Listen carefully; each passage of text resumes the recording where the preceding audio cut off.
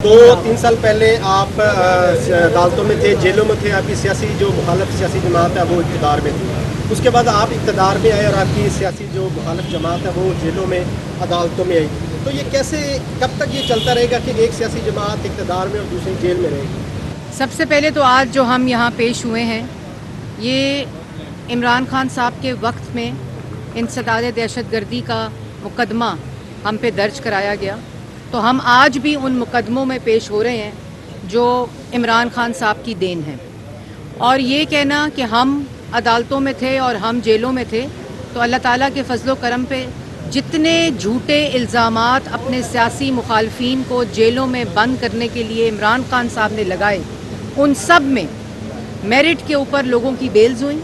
चाहे वो नवाज़ शरीफ साहब हों, मरीम नवाज़ शरीफ साहिबा हों, शहबाज शरीफ साहब हों, हमजा शहबाज साहब हों, और जितनी मुस्लिम लीग नून की क़यादत है, उन्होंने अपने हर केस में जो जो झूठा इल्ज़ाम और जो जो झूठा केस उन पर बना, उन सब में अदालतों में पेश होकर मेरिट पर बेल्स लेकर आज वो सुरखरू हुए। और जो लोग आज जेल में हैं वो अल्लाह ताला की पकड़ में हैं, क्योंकि ये मकाफ़ात अमल है कि जब आप दूसरे पे झूठा इल्ज़ाम लगाते हैं, और उस वक़्त सिर्फ़ क्योंकि मुल्क को लूटा जा रहा था, मुल्क की आवाम को तकलीफ़ दी जा रही थी, महंगाई का तूफ़ान था। आपने भी सवाल किया कि 16 माह के अंदर जो महंगाई की शरह थी, तो 16 माह के अंदर जो महंगाई की शरह थी वो इमरान खान साहब की देन है। वो IMF का वो मुआहदा है जिस पे इमरान खान साहब के दस्तखत हैं, और उस IMF के मुआहदे की वजह से जिसको उन्होंने डिफ़ॉल्ट किया, उन्होंने उसकी खिलाफ वर्जी की और उस खिलाफ वर्जी के ऊपर पाकिस्तान को दिवालिये के करीब पहुंचाया। 16 माह में शहबाज शरीफ ने मुल्क को डिफ़ॉल्ट होने से बचाया, श्रीलंका बनने से बचाया, जहाँ ना दवाई मिलती, ना पेट्रोल मिलता, ना किसी किस्म के खाने पीने की अशिया मिलती, और मुल्क के अंदर धावा बोला जाता, बलवे होते और अनारकी फैलती।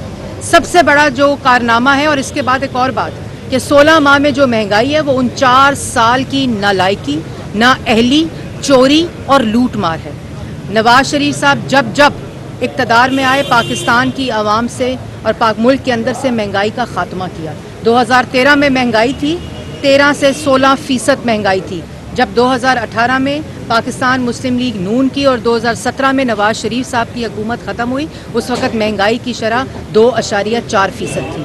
दहशतगर्दी ख़त्म थी, बिजली के मंसूबे बनकर लोड शेडिंग 0 पर थी। और आज भी 21 तारीख को इंशाअल्लाह मीनारे पाकिस्तान पर मोहम्मद नवाज़ शरीफ साहब अपना इकनॉमिक विजन देंगे। और खाली मुस्लिम लीग नून के लिए नहीं, आज पाकिस्तान का हर शहरी, पाकिस्तान की आवाम वो राह तक रही है जिसने हमेशा पाकिस्तान की आवाम से महंगाई का खात्मा किया, जिसने हमेशा पाकिस्तान के नौजवान को रोज़गार दिया। और अभी जावेद लतीफ़ साहब ये बात कर रहे थे कि शायद 15 से 16 साल के बच्चे को नहीं पता कि नवाज़ शरीफ कौन है, लेकिन 15 से 16 साल के बच्चे को पता है कि लोड शेडिंग इस मुल्क में सिर्फ नवाज़ शरीफ ने ख़त्म की। नौजवान को ये पता है कि 65 लाख लोगों को रोज़गार नवाज़ शरीफ ने दिया था। लोगों को ये पता है कि 14,000 मेगावाट बिजली नवाज़ शरीफ ने दी थी। और लोगों को ये भी पता है कि अगर किसी के पास माशी प्लान है जिससे पाकिस्तान की आवाम के पेट भर सके, महंगाई ख़त्म हो सके, रोज़गार मिल सके, अमन वापस आ सके, वो नुस्खा सिर्फ़ और सिर्फ नवाज़ शरीफ साहब के पास है। ये हमारे मुखालफीन को भी पता है। इसलिए आज वो लोग जो कहते हैं कि 21 तारीख को नवाज़ शरीफ साहब नहीं आ रहे, पहले तो उनको ये कहने की ज़रूरत क्यों पड़ती है?